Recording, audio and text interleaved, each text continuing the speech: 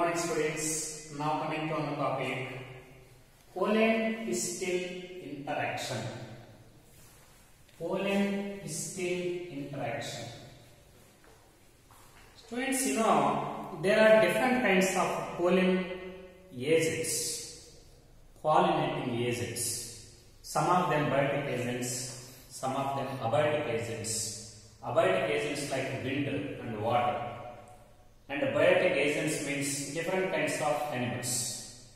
So, plants they use a wide variety of animals for their pollination purpose. Actually, the pollen grain it transferred to the anther to the stigma. Anther to the stigma. This is pollination. This transfer of pollen grains from anthers to the stigma of dilution is called pollination. So sometimes this anther, the stigma, it may receive the pollen grains of one species and the pollen grains of another species. Okay. So, these stigma may receive the pollen grains of one or pollen grains of other species. Okay? One pollen grain, this is right type pollen grain. Right type. Okay? This is called compatible strain. Compatible strain or compatible pollen grains. Compatible pollen grains and right type pollen grain means, for example, the stigma of hibiscus roses sinensis, it received the pollen grain of hibiscus, the same species. Transfer of the same type of pollen grains onto the surface of stigma. Now this pollen grain of the one species, this is called right type, also called compatible pollen grain. But sometimes this stigma may receive the wrong type pollen grain. Wrong type pollen grain, that is called incompatible. This is incompatible strain pollen grain. So pollen grain of one species is considered as compatible or right type pollen grain. At the same time, pollen grain of another species, that is called wrong type pollen grain, also called incompatible pollen. So stigma may receive the right type or wrong type pollen grains during the time of pollination. So the transfer of right type pollen grain to the stigma of a dilution, this is not guaranteed. This is not guaranteed. So transfer of right type pollen grain, it is not guaranteed in plants. It's not guaranteed because these stigma may receive the pollen grains of the one species, that is called right type pollen grains, may receive the pollen grains of another species, that is called wrong type pollen grains. Okay? The transfer of right type pollen grains to the surface of stigma is not guaranteed in plants. It's not guaranteed in plants. Okay? So, how the stigma, it recognizes whether the transferred pollen grain is a right type or wrong type pollen grain. How? So, this stigma, okay, very important. Stigma, it has the ability to recognize whether the collected pollen grain is one type, means a right type or wrong type. Such ability is there in stigma. Stigma, it has the ability to recognize whether the collected pollen grain is a right type pollen grain or wrong type pollen grain. So, stigma can recognize stigma can recognize whether the collected pollen grain is right type pollen grain or wrong type pollen grain. It has this stigma. It has the ability to recognize the right type or wrong type pollen grains. So, when the right type pollen grain is collected by the stigma, when the right type pollen grain is transferred to the stigma, okay, when the pollen grain of the same species is transferred to the surface of stigma, immediately the stigma, it recognizes the pollen grain as its own species, as it is of right type pollen grain. Now it accepts the pollen grain, okay. When the right type pollen grain is transferred to the surface of stigma, immediately the stigma recognize the pollen grains. It is of own type, it is of right type. Then it accepts the pollen grain. Then it promotes, very important. Now it promotes to post fertilization. It promotes to post fertilization events, including fertilization. So, when the right type of pollen grain is transferred to the surface of stigma, immediately the stigma, it recognizes the pollen grain. It is of right type pollen grain. Once it is recognizes the pollen grain, it is of right type. Immediately it accepts the pollen grain. It promotes to the post fertilization events that lead to fertilization. Okay, that accepts the pollen grain and promotes the pollen grain for post fertilization events that lead to fertilization. Okay, but when the stigma, it is when it recognizes when wrong type pollen grain is transferred to the surface of stigma, what happened? Immediately it is recognized by the stigma. It is of wrong type. Stigma, it recognizes the pollen grain, it is of wrong type, and it rejects the pollen grain. It does not promotes to the pollination. It does not promotes to post fertilization, post pollination, and it does not allow the pollen grain for germination. Okay, inhibit the germination of pollen grain. It inhibits the germination of pollen grain, or it inhibits the growth of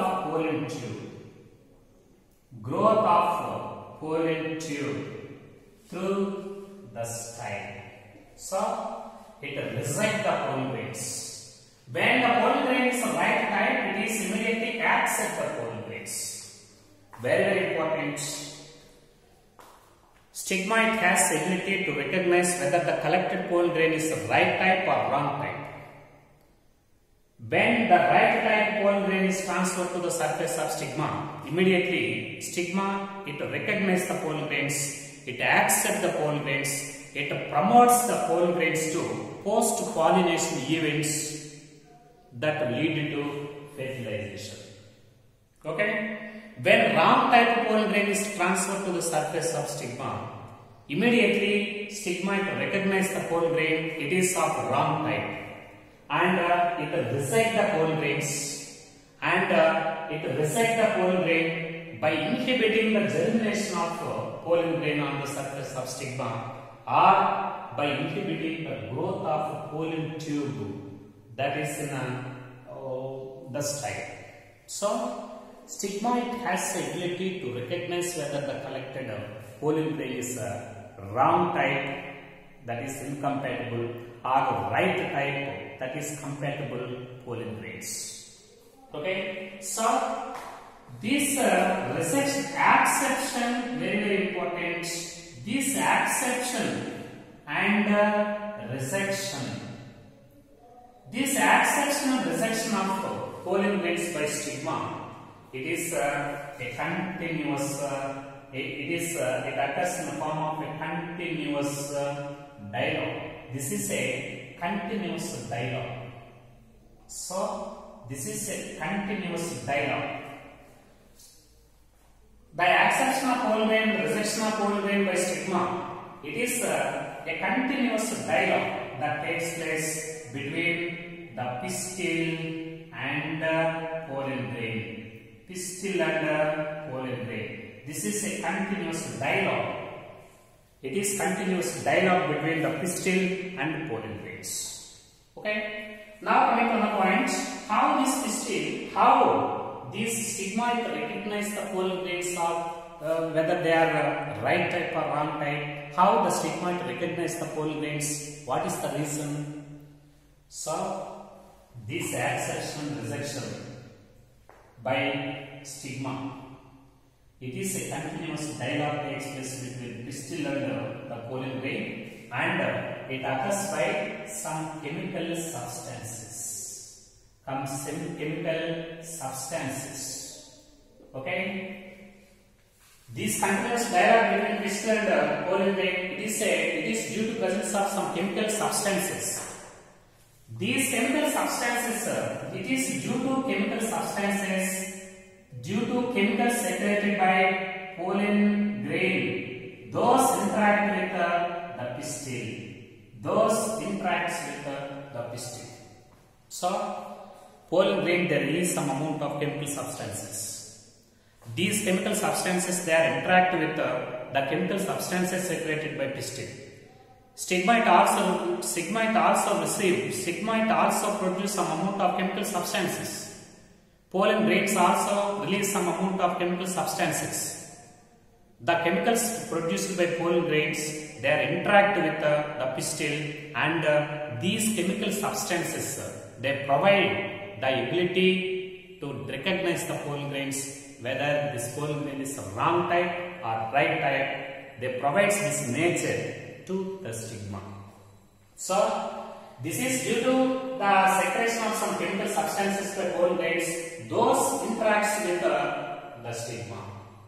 Such chemical substances, they play a very significant role in recognition of pollen grains. It is of right type pollen grains or wrong type pollen grains. So it is now coming to another point, very important. In 60% of the plants, pollen grains are released from anther in two-celled states. Okay, one cell is vegetative cell and other cell is generative cell. So in most of the angiospermic plants, that is in 60% of angiospermic plants, pollen grains are shared from anther at two-celled states. One is vegetative cell and generative cell. Okay, now for example, this is the pollen grain. Now this pollen grain, it germinates to give us a small pollen tube. Exine, very important. This is exine and this is entine. During the time of pollination, pollen germination, entine of pollen grain, it comes out through the germ pore in the form of a small tube-like structure. So, pollen tube is formed by the participation of entine. Entine comes out like a small pollen tube through one of the germ pore. So, these contents, the vegetative cell and generative cell, now the content of pollen grain, it is sent into the pollen tube. Now, this generative cell, it divides by mitosis, leading to the formation of two male gametes. Generative cell, it divides by one more mitosis, leading to the formation of two male gametes. Now, this generative cell, it divides into two male gametes during the time of the growth of pollen tube. inside the style. So, in 60% of angiospermic plants, pollen grains are released at two celled states, vegetative and generative. Now, this pollen grain germinates to give us a pollen tube, and the entire content of the pollen grain, including vegetative cell and generative cell, they enter into the pollen tube. Now, generative cell divides by mitosis, leading to the formation of two male gametes. That is in 60% of angiospermic plants. But what about in remaining 40% of angiospermic plants? In 40% of angiospermic plants, pollen grains are released at three celled states. One is vegetative cell and two male gametes. Here, the generative cell divides by mitosis, leading to the formation of two male gametes, while the pollen grain is present in microsporangium. So, in case of this 40% of plants, two male gametes, this pollen tube it carries two male gametes from the beginning. Here there are total three cells, one is vegetative cell and remaining male gametes. Anyhow, in 60% of angiospermic plants, pollen grains are released from anther at two celled states. Now, during the growth of pollen tube, generative cell divides through mitosis to form two male gametes.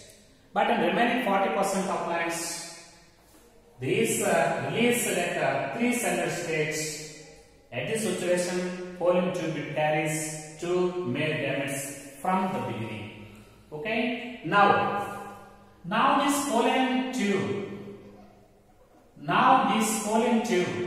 it grows into the ovary. First it enters into the ovary through the style. Actually, pollen tube is formed at the surface of stigma. Now the pollen tube it grows through the style. Now it is sent into the ovary, and then it is sent into the ovule. Then the two male gametes are discharged inside this ovule, just near the egg cell. Anyhow, pollen tube first enters into the ovary through the style, and then it enters into the ovule. Okay? Actually, the entry of pollen tube into the ovary. Entry of pollen tube into the ovary, it is of three types. Once this pollen tube is entered into the ovary and then it is entered into the ovule. But the entry of pollen tube into the ovule, it is of three types in angiospermic plants. One, this is porogamy. And second entry, this is called chalazogamy. Second one is chalazogamy.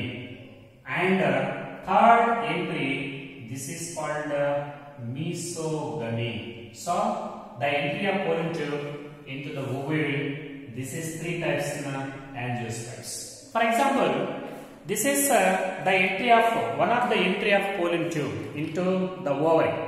This is first one is porogamy. For example, this is porogamy.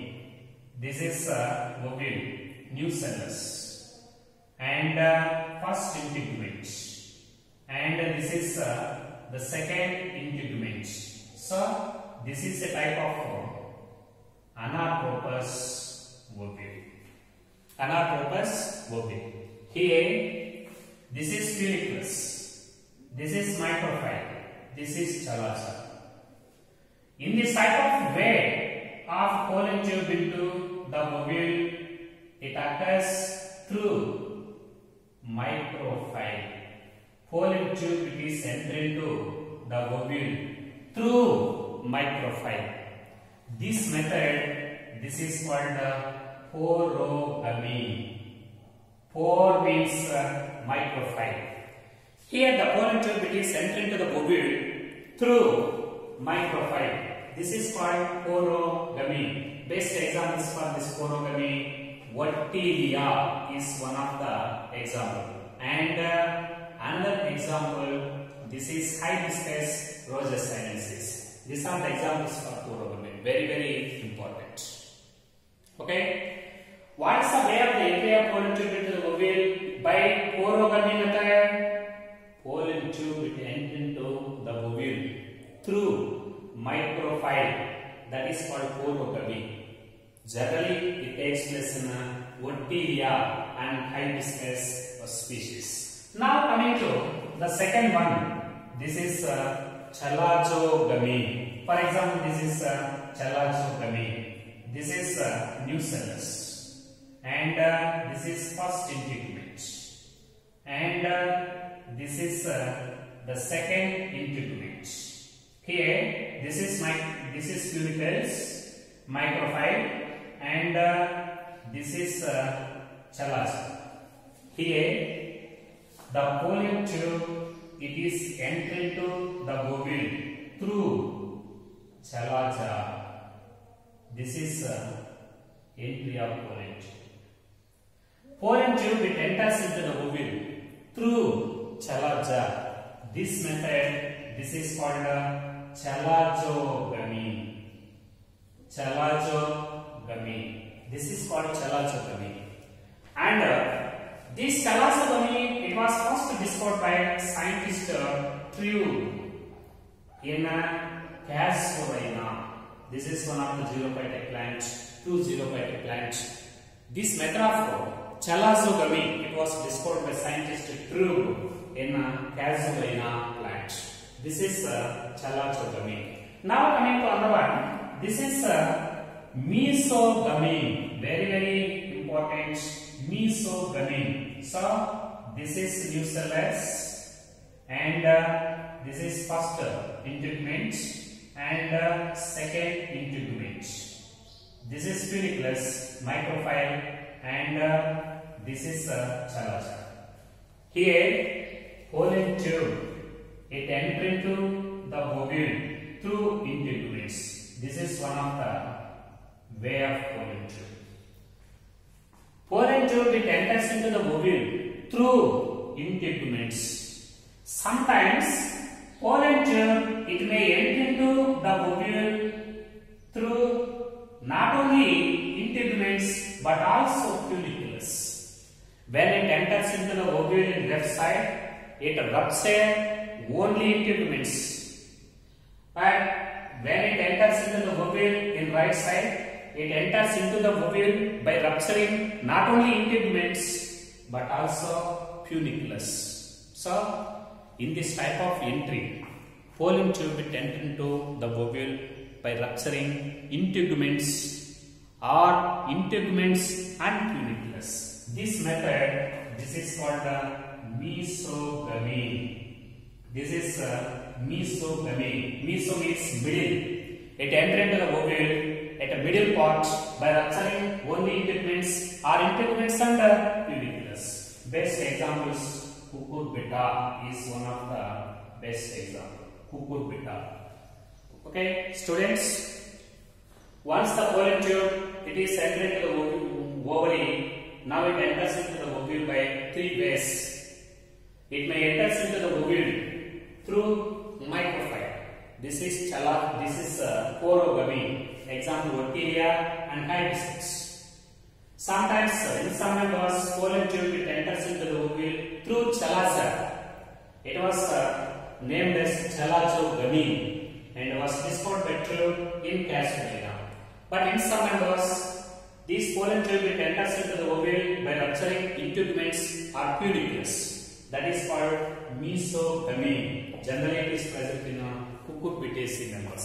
So, entry of pollen tube into the ovary, it is of three types. One is porogamy, second one chalazogamy, and third one mesogamy.